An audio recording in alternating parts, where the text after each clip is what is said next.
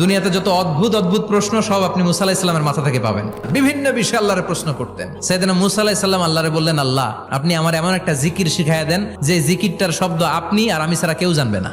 দিনে রাতে সব সময় এই জিকির আমি করব, আপনারে ডাকবো, কিন্তু শর্ত হলো এই জিকিরটা জানবে শুধু আপনি আর জানবো শুধু আমি। আল্লাহ বললেন, মুসা পড়ো লা ইলাহা ইল্লাল্লাহ। মুসা আলাইহিস সালাম কয়, মাবুদ এটা তো জাতীয় জিকির, সবাই জানে। আমি তো চাইছি এক্সেলেন্ট একটা জিকির, কারো কাছে নাই, শুধু আমি জানবো আর আমি পড়বো। আল্লাহ বললেন, মুসা এই লা ইলাহাকে যদি এক পাল্লায় রেখে দাও, তাম বিশ্ব, 7 আকাশ 7 জমিনটারে তুলে যদি তুমি আরেক পাল্লায় রেখে দাও, লা রাজাহাত কাফাতু লা ইলাহা ইল্লাল্লাহ, মুহূর্তের মধ্যে লা ইলাহার পাল্লা ভারী হয়ে যাবে। ও মুসা, তুমি যতই এক্সক্লুসিভ জিকির চাও, লা ইলাহার চেয়ে দামি জিকির আমার কাছে নাই।